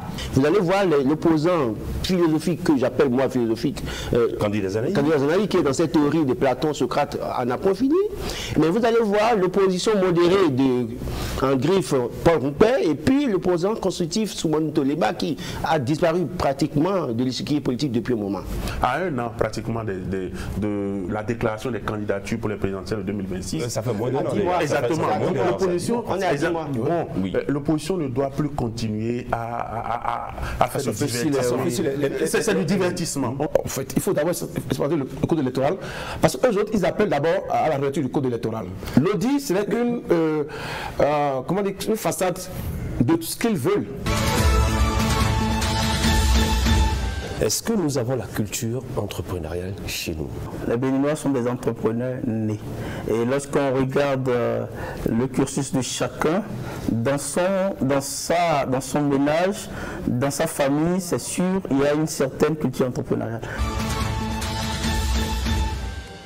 Il me plaît de vous poser une question. Dès qu'on a parlé de cette loi, il y a eu des réactions qui ne m'ont pas surpris ni étonné, mais quand même. La première question que je vais vous poser, quand vous épousez une femme et que vous lui donnez votre nom, car cette femme s'appelle monsieur, madame Debourou, madame Nago, madame Soklo, ou tutti quanti. Mais vous ne pensez pas une seconde, puisque vous lui avez donné votre nom, quel est votre égal?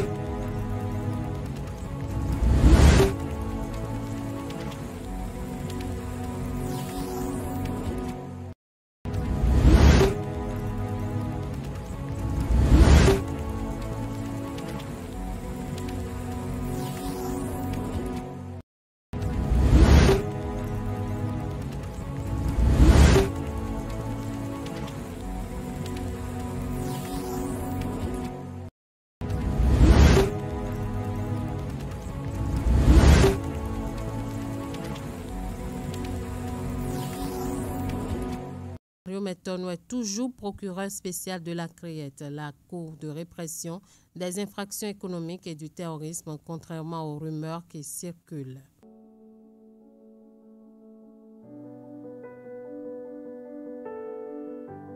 Le commissariat de Ouégbou cambriolé dans la nuit du dimanche au lundi 17 février 2025, malgré la présence régulière de policiers.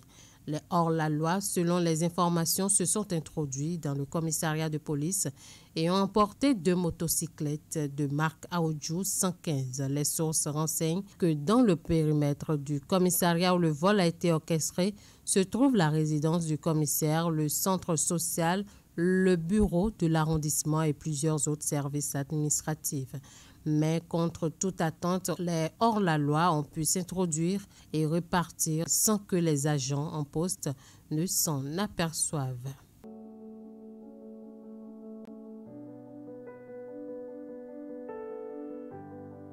La dépouille de Willy Mignon est rentrée ce lundi à Cotonou. Les acteurs du monde de la culture étaient mobilisés pour l'accueil.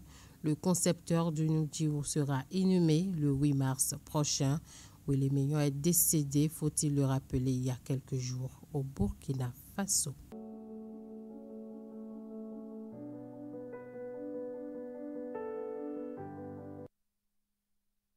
Florence Bossa, vous nous avez aussi concocté quelques vidéos qui ont fait buzz sur les réseaux sociaux cette semaine.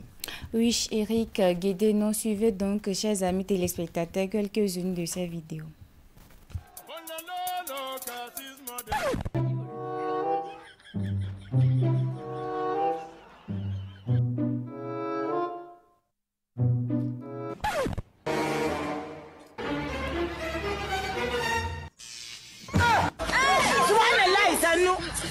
Nana Kafra. Je suis étonné. Voilà. Donc, je vais vous poser certaines questions. Il n'y a pas de problème. 1 en anglais. 1. 2 en anglais. 2. 5 en anglais. 5. 10 en anglais. 10. 20. 10, 10. 30. 10, 10, 10. 50. 10, 10, 10, 10, 10. Et 1000 alors. Depuis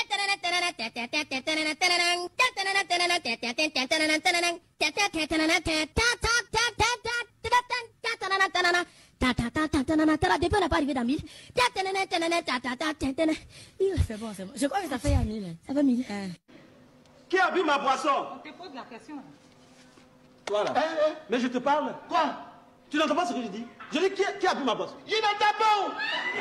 Tu n'entends pas où tu es là? Quand on est ici, si tu es là-bas, quelqu'un qui est ici. Attends, faut pas te foutre de moi. Faut pas te foutre de moi. Pardon, on n'entend pas ici. Ça fait 2 années que tu es avec moi, je te fais confiance, faut pas te foutre de moi.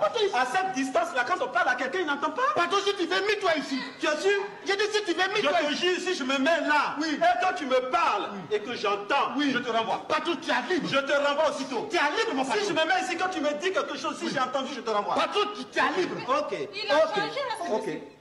Mets-toi là. Dis-moi quelque chose. Patron, qui est sorti avec, qui a couché avec la bonne hier? Qui a couché à la bonne? Patron, c'est quand il parle à tu attends.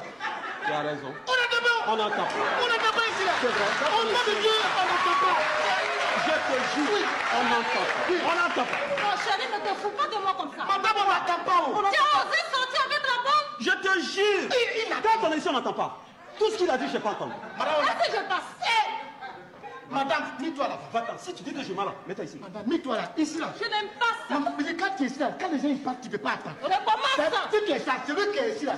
Madame, qui était hier à l'hôtel avec le jardinier? Qui était à l'hôtel avec le jardinier hier nuit? Toi là, on te pose question, réponds. On n'entend pas. Ah! Ici on n'attend pas. Ici on n'attend pas. Bonjour monsieur. Bonjour. Vous cherchez? Bien, nous sommes les témoins de Jéhovah. On veut juste 3 minutes pour apprendre. Oh, I'm sorry, but what are you talking about? We are Jehovah's Witnesses and we just want to preach to you. Oh. Bilimiki ni semi shibishiki tiki mio bion. Tiki vitimi diji vetini pende ki mibiri lili libini som kishiki bion. Oh. No puedo entenderlo. Estamos aquí para predicarte la palabra correcta. Oh. O que você está dizendo? Estamos aqui para pregar a palavra certa para você. Oh, makamobolo bana yo kate na yo kate. Bison débattement de Jéhovah tolingika. Oh, dis allons moi kuna dis se forcer j'ai pas envie d'étudier. Donnez-nous juste 3 minutes. Kasongo yeah. Mombali nanga. Kasongo mbona wewe. Songa libala. Oh yeah. Kasongo mbona wewe. Mbona wewe mobali nangai.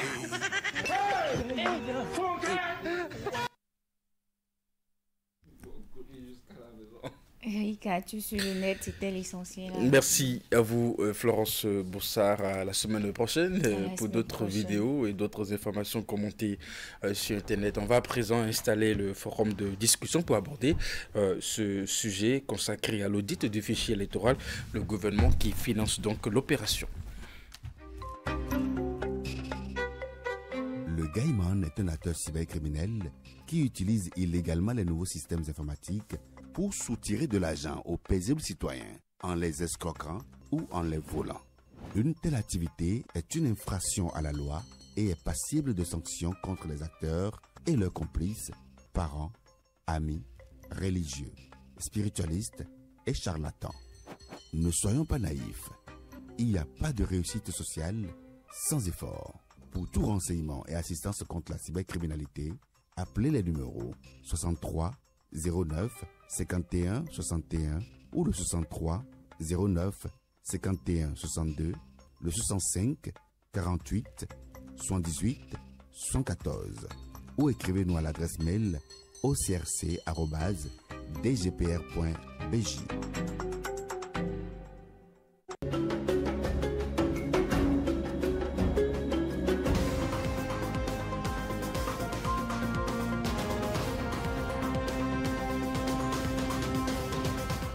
Bienvenue à votre émission, ce qu'il fallait démontrer. Journaliste Carlos Soké, bonsoir. Bonsoir Tanguy.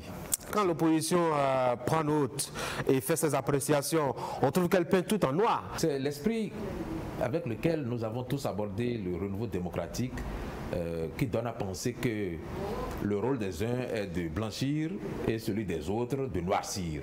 Le chef de l'État qui a justement désigné les signés, vous aviez jeté un coup d'œil sur la liste? Quand on prend la liste, il y a 3 qui sont désignés par les différents corps. Il y a 4 qui sont désignés par l'Assemblée nationale et 2 qui sont désignés par le chef de l'État.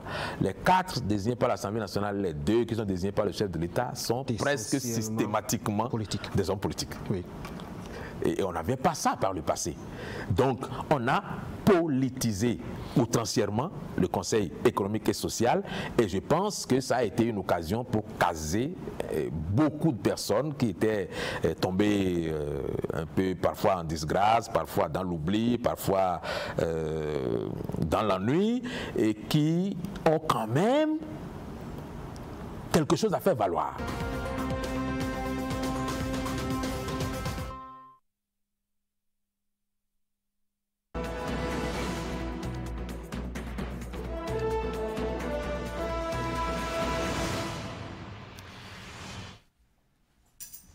Vous êtes dans le forum de discussion sur du matin. Plus de 159 millions, c'est le montant que le gouvernement a dégagé justement pour mettre à disposition au comité de pilotage de l'audit du fichier électoral. Justement, nous allons discuter avec nos débatteurs. Franck Arnaud, bonjour. Bonjour.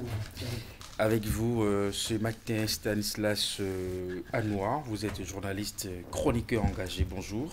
Bonjour Eric, bonjour à tous. Merci d'être avec nous ce matin. C'est moi. Allez, dites-nous l'expression d'une ruse ou d'une volonté d'accompagner le cadre de concertation des partis d'opposition d'atteindre l'objectif de toiletter le fichier électoral. Bon, je ne sais pas s'il y a ruse, je sais juste qu'il y a une volonté affichée par un gouvernement d'aller au bout d'une décision qu'il avait prise. Je pense que l'actuel gouvernement n'était pas obligé de tenir parole quand on sait que par le passé, il y a eu des prédécesseurs qui ont fait des promesses et qui n'ont pas tenu parole. Alors dans le cas d'espèce, on sait que la demande avait été formulée au cours d'une audience, notamment par les membres du Parti Les Démocrates, qui avaient estimé quand même qu'il faille auditer le fichier électoral. Et ils ont même souhaité qu'il y ait quand même des indépendants en griffe, parce que selon eux, si des experts béninois, aussi des techniciens béninois touchent ou entrent dans ce processus, le résultat pourrait ne pas être ce qui est escompté. Et donc, c'était un vœu, c'était une volonté. Le gouvernement alors avait pris la décision d'accompagner le processus et avait même décidé, si besoin était, de mettre à disposition les ressources financières adéquates. Mais il me souvient quand même qu'à un moment donné, ces partis de l'opposition commençaient par faire susurrer dans l'opinion que le gouvernement ne voudrait pas leur accorder ce qu'ils ont souhaité et peut-être obstruerait ce processus du fichier électoral.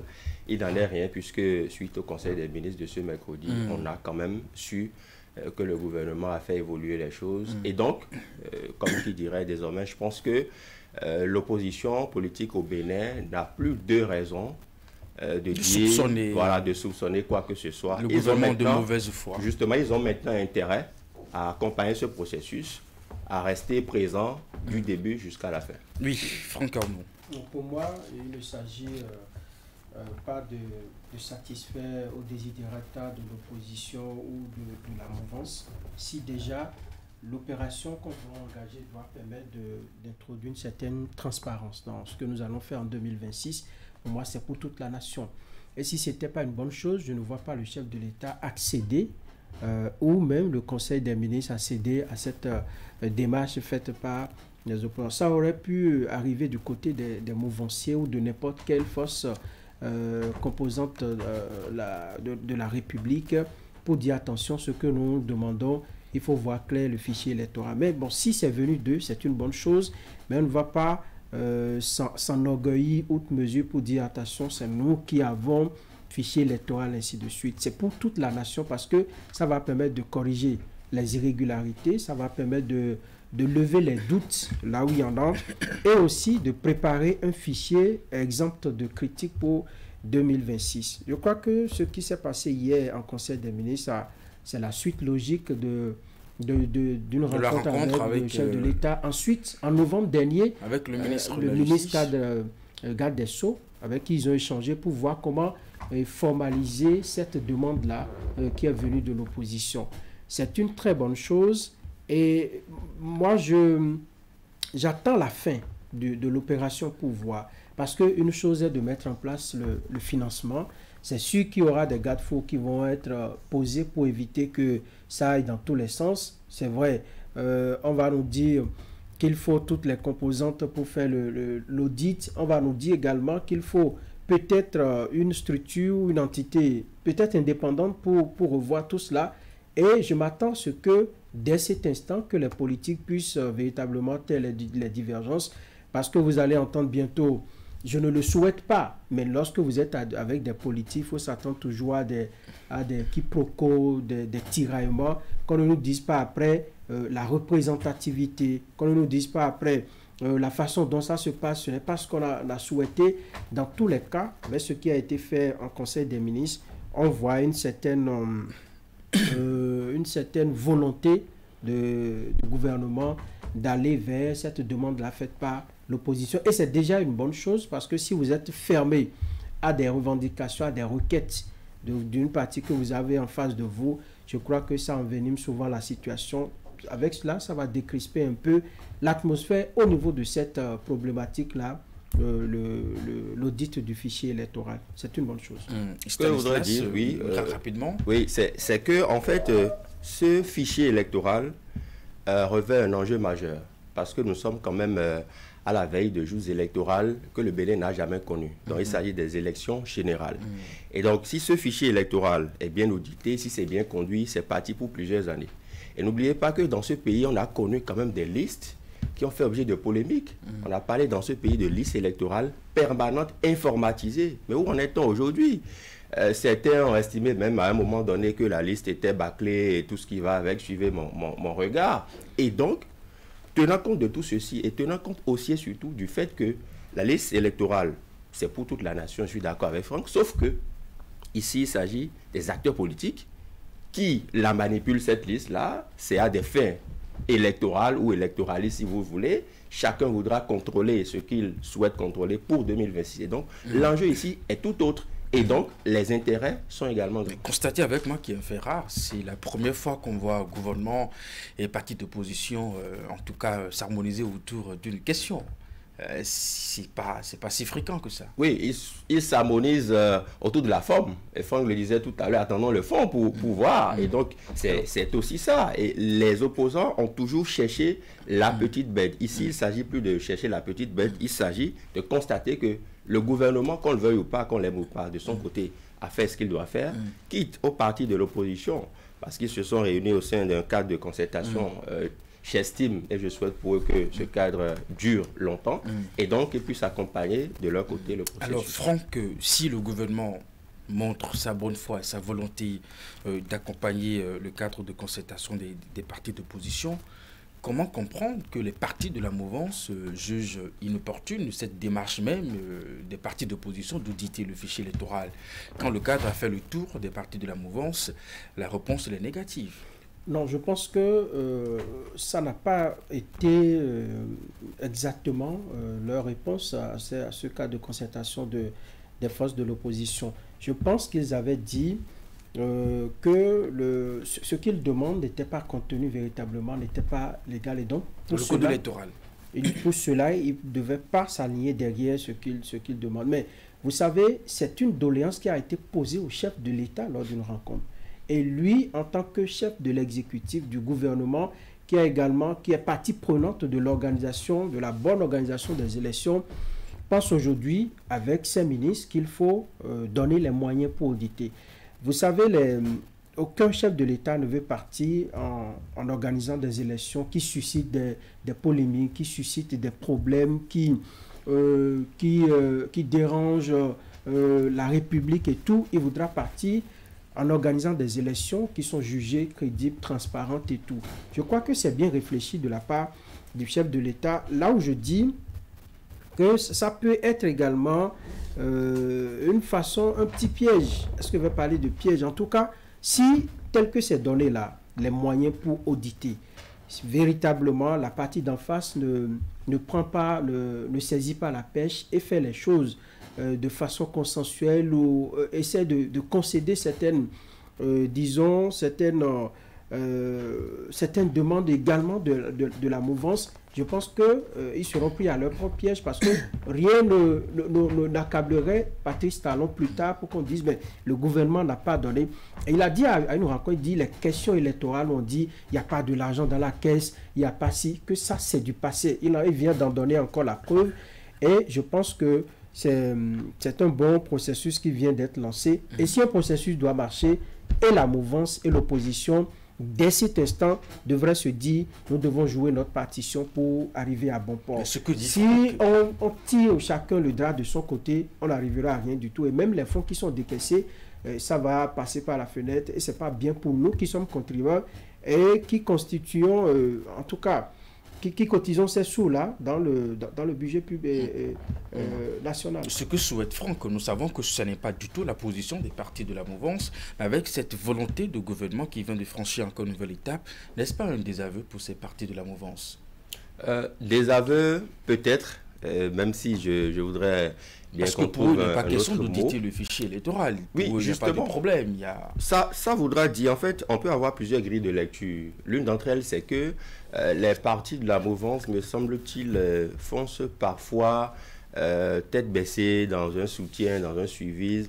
Il y a ce qu'on appelle la réelle politique, qu'un certain candidat Azanaïs s'employait à nous l'enseigner à qui voulait l'entendre dans ce pays. C'est que quand vous soutenez un gouvernement et son chef, vous devez être réaliste aussi dans ce qui doit être fait. Quand vous êtes ses soutiens, vous estimez que l'audit du fichier électoral ou que la demande de l'opposition dans ce sens n'est pas opportune et que le gouvernement que vous estimez ou que vous prétendez soutenir donne son aval et en arrive à valider une telle décision en Conseil des ministres, ça veut dire ce que ça veut dire. Et donc moi, je voudrais quand même que les acteurs politiques, qu'ils soient de la mouvance, sachent que oui, nous sommes sur le terrain politique, d'accord, mais il y a des réalités auxquelles on ne peut se soustraire parce que c'est une liste, je le rappelle une fois encore, qui nous conduira à des enjeux politiques majeurs pour 2026. Et on ne doit pas rater cette étape. Vous pensez qu'ils reviendront à la table? Le chef de l'État n'est pas tenu par la conduite des partis. Mais ce sont ses partenaires politiques. Ils le soutiennent, ils l'accompagnent. Mais lui reste le père de la nation pour des questions qui engagent la vie de la nation et qui engagent l'argument évoqué par les partis de la mouvance, l'avenir de la nation, je pense que lui devrait prendre de la hauteur. Je pense que c'est on peut faire cette lecture-là. L'argument évoqué par les partis de la mouvance n'est pas si faux que ça. Le code électoral n'a pas prévu un dispositif justement pour auditer le fichier électoral tel que voulu par le cadre de concertation des partis de l'opposition. C'est la réponse qui leur a été servie au niveau de l'Union progressiste sur le renouveau. Et donc, est-ce que le gouvernement méconnaît les dispositions du code électoral au point même de financer une telle opération? Pas du tout. Alors, je pense qu'au départ, le cadre de concertation a dit une démarche consensuelle. Allons sur la base du consensus. Lorsqu'on dit sur la base d'un consensus, nous nous entendons pour régler un problème. Et donc, le problème se posait selon le cadre de concertation. Et donc, en tant que père de la nation, certainement, il a tranché. Il en a discuté avec ses proches collaborateurs qui sont les ministres et il a tranché pour mettre les moyens à la disposition de l'équipe qui doit faire le travail. Il n'y a rien de plus intéressant qu'un père de famille écoute les uns les autres et qu'il tranche. Je crois qu'il a trouvé le juste au milieu et on peut s'en féliciter. Comment vous pouvez apprécier aujourd'hui, je dis, du côté des partis de la mouvance, leur réaction? Non, je pense que les partis de la mouvance aujourd'hui n'ont même pas autre choix que de suivre la dynamique parce que si on était au football, on dirait que le tempo est dicté par le patron et le patron ici, c'est le chef de l'État. Et donc, il a voulu donner son aval, il l'a donné, c'est quand même une bonne chose parce que ne l'oublions pas surtout, les acteurs politiques de l'opposition cherchent les petites failles en griffe dans ce processus. Le chef de l'État n'aurait pas validé ça en Conseil des ministres, qu'ils auraient dit voilà, nous sommes à quelques encablures de 2026. Rien ne se décide. On a souhaité l'audit du fichier électoral, on a envoyé une correspondance, on a demandé ça au cours d'une audience, rien n'y fit. Maintenant, aujourd'hui, justement, ils n'ont plus cet argument à faire valoir aujourd'hui. Ils sont pratiquement, à mon sens, mis devant le fait accompli. C'est que le fichier sera audité, les personnes qualifiées pour faire cet audit-là viendront, j'espère, pour eux qui ne feront pas ces acteurs politiques de l'opposition, la politique de la chaise vide, quand le processus entrera dans sa phase véritablement active. Une dernière question pour finir, l'opposition peut crier victoire? je l'ai dit à l'entame, il n'est pas question de crier victoire. C'est tel qui a souhaité. Oui, ça pouvait venir. Ça pouvait et même les hostilités. Vous savez, même avant le cas de concertation, quelques acteurs de la société civile déjà parlaient de la question. Ah oui, vous savez, ce que Talon peut tirer de cet acte qu'il a posé, c'est qu'à la longue, on ne lui dira plus, nous avons posé des préoccupations que vous avez ignorées. Ça va être très difficile. Il va dire et prouver sa bonne foi à travers ce financement-là qu'on a mis à la disposition de l'équipe tout qui doit se faire. C'est un bon calcul politique à la face de la communauté internationale, à la face du monde aujourd'hui. On sait qu'on a parlé d'audit du fichier électoral et Patrice Talon y a accédé. Ça fait un. L'autre chose, lorsque vous dites on va se taguer dans un triomphalisme pour parler de victoire et tout, non, moi je pense que il faut voir loin, il faut voir les intérêts de la nation. Parce que ce soit l'opposition ou la mouvance, personne n'a intérêt à ce que les élections se déroulent avec avec ce que nous avons observé par exemple en 2019 où des gens se sont retrouvés en prison. Ça vient d'eux, c'est bien. Ils ont eu, disons, la lucidité de mettre ça sur la table et les autres. Si Patrice Talon n'y accédait pas, ils ne pouvaient rien faire du tout. Ils vont se morfondre, ils vont rester dans leur coin et ça va passer, c'est tout. Maintenant, si quelqu'un doit même crier victoire, je pense que c'est peut-être le chef de l'État qui va dire, bon, ben, voilà, j'ai joué ma partition. Mais c'est déjà bien que le problème soit posé par quelqu'un qui se trouve aujourd'hui être le cas de concertation de l'opposition. Et comme je l'ai dit, nous allons revenir peut-être, c'est le fond même de la chose qui intéresse. Comment est-ce que ça va se passer? Parce que demain, moi, je ne voudrais pas, de tous mes voeux, je voudrais quand même que ça se passe bien, qu'on ait un chronogramme, qu'on le suive et véritablement qu'on ne tarde pas sur des aspects qui vont véritablement nous bloquer et qu'au bout du rouleau qu'on dise on n'a pu rien faire. Le fichier électoral avec lequel nous allons aux élections générales, ce fichier-là n'est pas propre, n'est pas bien pour une bonne élection.